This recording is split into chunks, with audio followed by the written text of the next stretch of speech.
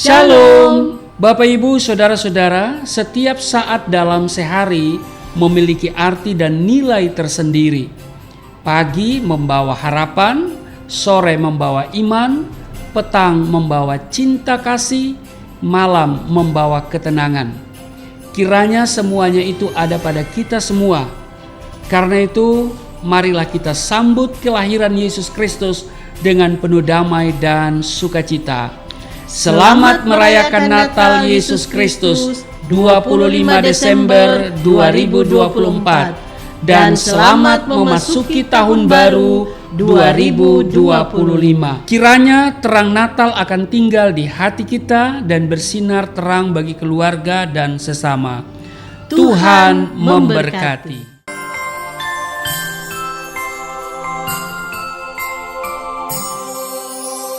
Shalom Bapak Ibu, sahabat Galilea yang diberkati oleh Tuhan Yesus. Apa kabar hari ini? Harapan dan doa saya Bapak Ibu semuanya sahabat Galilea dalam keadaan yang baik-baik saja. Amin.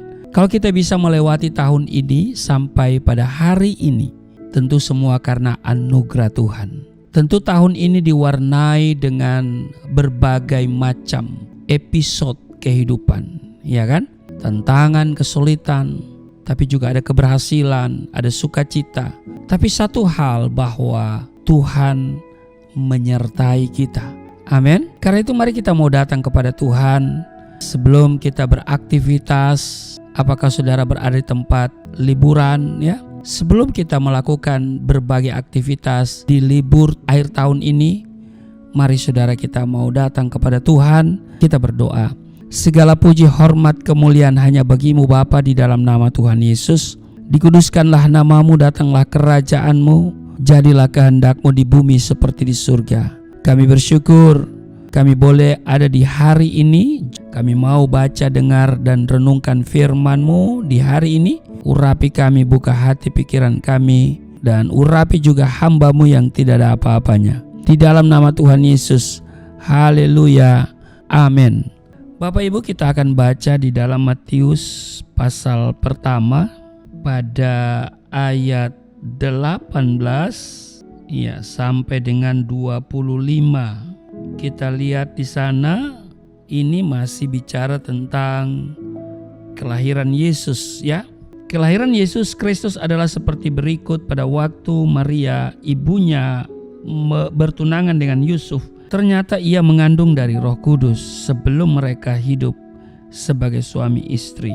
Karena Yusuf suaminya seorang yang tulus hati dan tidak mau mencemarkan nama istrinya di muka umum, ia bermaksud menceraikannya dengan diam-diam.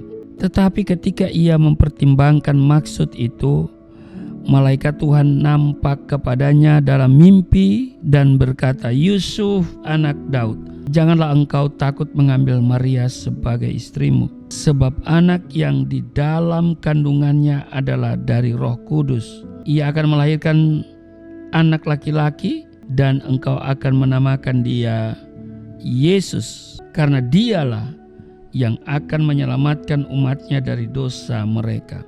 Ayat 22, hal itu terjadi supaya genaplah yang difirmankan Tuhan oleh Nabi. Sesungguhnya anak darah itu akan mengandung dan melahirkan seorang anak laki-laki, dan mereka akan menamakan dia Immanuel, yang berarti Allah menyertai kita. Setelah bangun dari tidurnya, Yusuf berbuat seperti yang diperintahkan malaikat Tuhan itu kepadanya.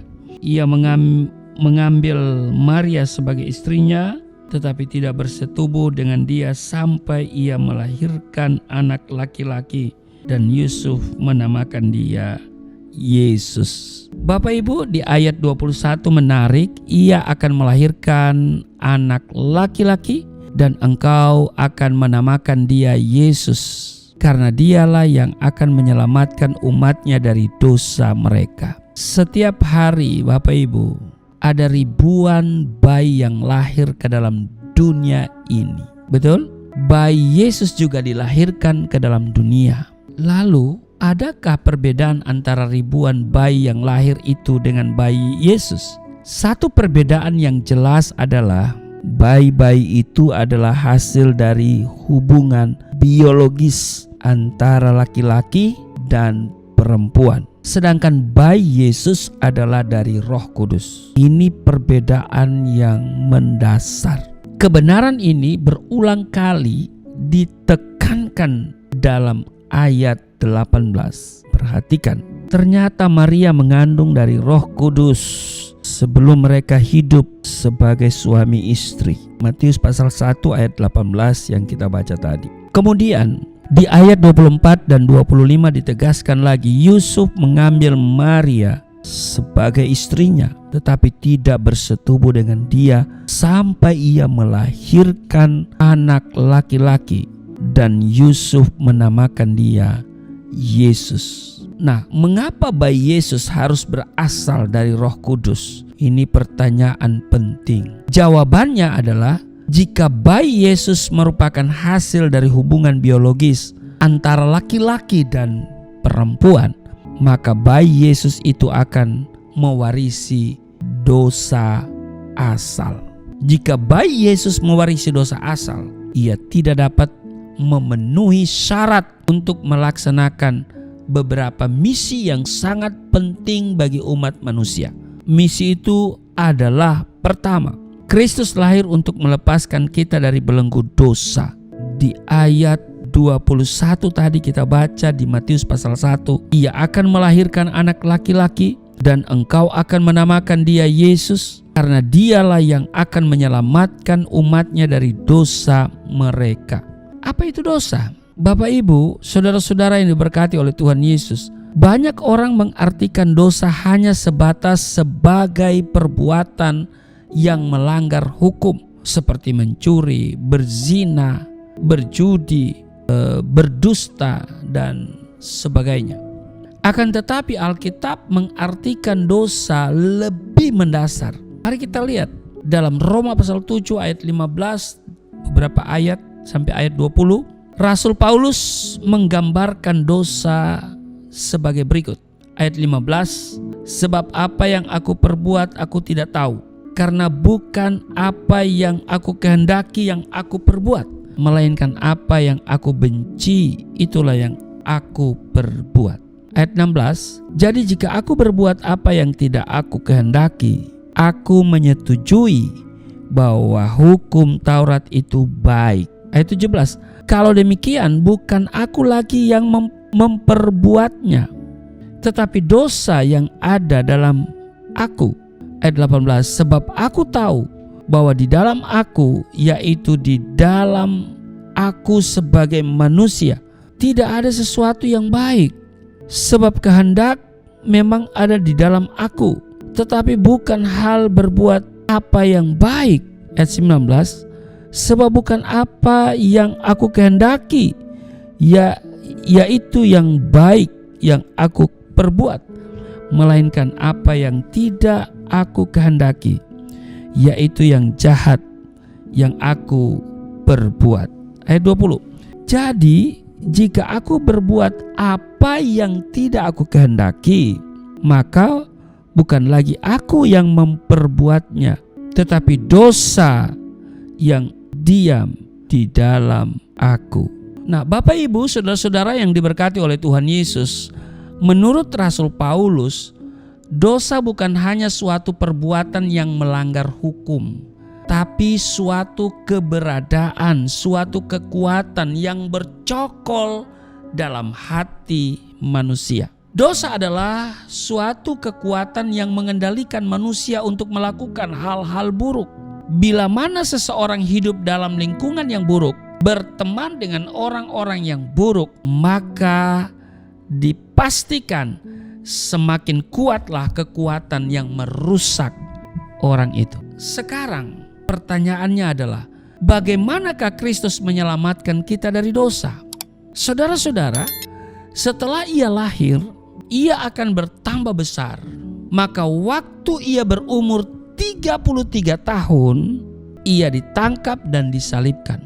Mungkin saudara bertanya, mengapa dia disalibkan? Apakah ia melakukan sesuatu kesalahan yang serius? 2 Korintus 5 ayat 21 mengatakan begini, Dia yang tidak mengenal dosa telah dibuatnya menjadi dosa karena kita, supaya dalam Dia kita dibenarkan oleh Allah. Itu yang pertama. Jadi hal pertama, yang penting pertama yang Yesus lakukan, misi yang sangat penting adalah Kristus lahir untuk melepaskan kita dari belenggu dosa. Yang kedua, saudara, Yesus lahir untuk memberikan kita hidup yang baru. Amin. Yesus lahir untuk memberikan bagi saudara dan saya hidup yang baru. Yesus berkata di dalam Yohanes 10 ayat 10 bagian B, Ku datang supaya mereka mempunyai hidup dan mempunyainya dalam segala kelimpahan. Perhatikan, Kristus datang untuk memberikan kelimpahan hidup dalam pengertian kepuasan hidup rohani.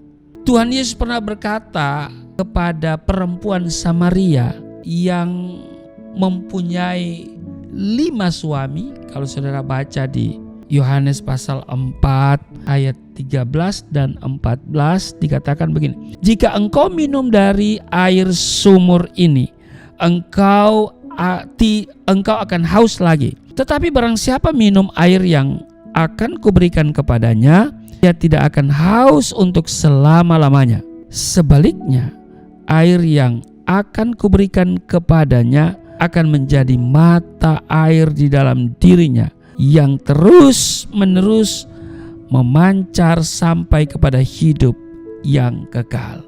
Demikian pula dalam Yohanes pasal 7 ayat 38. Di sana Yesus berkata begini, Barang siapa percaya kepada-Aku, seperti yang dikatakan oleh kitab suci, dari dalam hatinya akan mengalir aliran-aliran air hidup. Jadi Bapak Ibu, di dalam Yesus ada hidup, dan hidup itu adalah terang manusia. Terang itu bercahaya di dalam kegelapan, dan kegelapan itu tidak menguasainya. Demikian yang tertulis di Yohanes pasal 1 ayat 4 dan 5. Yesus datang menjadi jalan, kebenaran dan hidup. Amin. Bersama Yesus tidak ada jalan buntu. Selalu ada jalan keluar bagi setiap masalah yang kita hadapi. Kehadirannya mengangkat ketakutan dan memberi kabar kesukaan, bukan kesusahan, bukan kabar masalah. Melalui ayat-ayat yang kita baca, jelas bahwa ketika seseorang percaya kepada Tuhan Yesus, maka Tuhan Yesus akan memberikan hidup yang baru. Dan hidup baru ini akan memancar dalam diri orang itu, sehingga ia merasakan hidupnya berarti dan bertujuan. Yang ketiga, misi Yesus, Dia lahir untuk menyertai kita selama-lamanya. Amin. Dia lahir untuk menyertai kita selama-lamanya. Malaikat itu berkata kepada Maria tentunya, dan mereka akan menamakan dia Immanuel, yang berarti Allah menyertai kita. Dia telah menjadi juru selamat kita, Bapak Ibu. Sebagai juru selamat, kita bukan hanya terlepas dari maut, tapi juga dari segala sesuatu yang coba mengikat kita. Karena Dia Immanuel, Allah Ma'ana, Allah menyertai saya. Amin. Tuhan Yesus berkati. Mari kita berdoa. Terima kasih Tuhan untuk hari ini. Terpujilah Engkau yang masih berikan kesempatan bagi kami untuk hidup, dan tentu ada komitmen yang akan dibaharui. Tolong kami semua. Kami tidak khawatir, kami tidak takut, sebab Engkau beserta dengan kami dan akan memberikan pertolongan kepada kami. Di dalam nama Tuhan Yesus. Amin.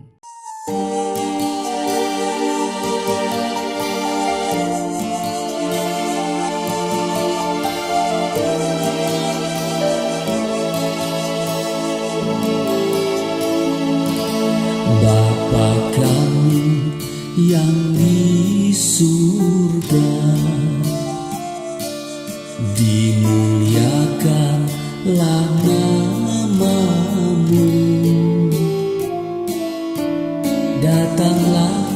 kerajaan, jadilah kehendak-Mu di bumi seperti di surga.